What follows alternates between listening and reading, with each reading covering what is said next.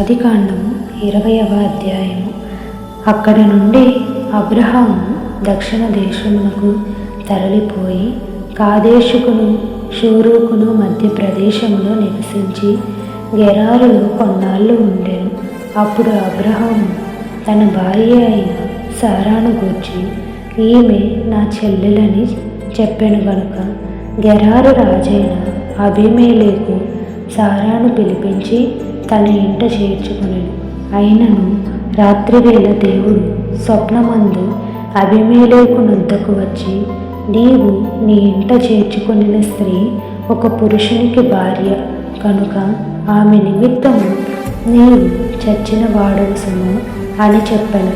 అయితే అబీమెలెకు ఆమెతో పోలేదు గనుక అతడు, ప్రభువా, ఇట్టి నీతిగల జనమును హతము చేయుదువా?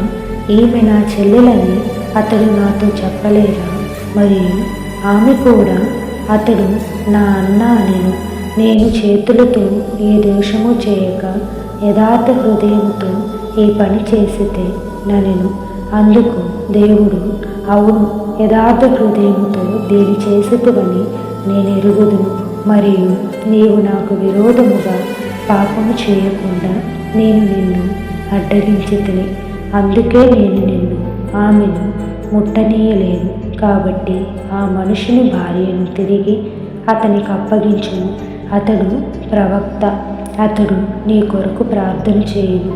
నీవు బ్రతుకుదువు. నీవు ఆమెను అతనికి అప్పగించని ఎడల నీవును నీ వారందరూ నిశ్చయముగా చచ్చెదరని తెలుసుకొనమని స్వప్నముందు అతనితో చెప్పెను. తెల్లవారినప్పుడు అబీమెలెకు లేచి తన సేవకులందరినీ పిలిపించి ఈ సంగతులన్నీ వారికి వినిపించినప్పుడు ఆ మనుషులు మిగుల భయపడిరి. అబీమెలెకు అబ్రహామును పిలిపించి, నీవు మాకు చేసిన పని ఏమిటి?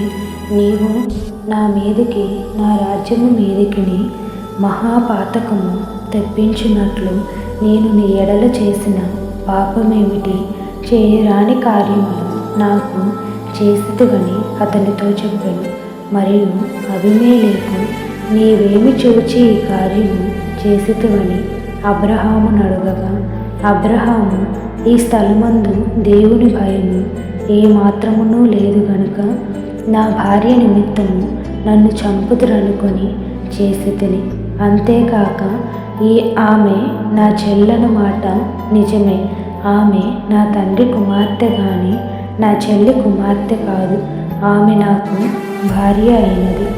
దేవుడు నన్ను నా తండ్రి ఇల్లు విడిచి దేశాంతరము పోవునట్లు చేసినప్పుడు నేను ఆమెను చూచి, మనము ప్రతి స్థలమందు అతడు నా సహోదరుడని నన్ను గూర్చి చెప్పుము.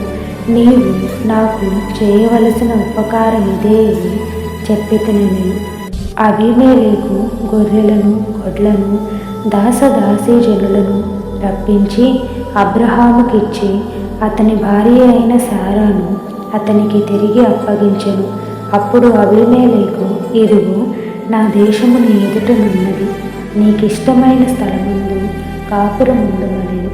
మరియు అతడు సారాతో, ఇదిగో, నీ అన్నకు నేను 1000 రూపాయలనిచ్చి ఉన్నాను. అది నీ యొద్దనున్న వారందరి దృష్టికి ప్రాయశ్చిత్తముగా నుండుటకై ఇది నీ పక్షముగా ఇచ్చి ఉన్నాను. ఈ విషయమంతటిలో నీకు న్యాయము తీరిపోయినదనెను. అబ్రహాము దేవుని ప్రార్థింపగా దేవుడు అబీమెలెకును అతని భార్యను అతని దాసీలను బాగు చేసెను. వారు పిల్లలు కనిరి. ఏలయనగా అబ్రహాము భార్య అయిన సారాను బట్టి దేవుడు అబీమెలెకు ఇంటిలో ప్రతి గర్భమును మూసివేసి ఉండెను.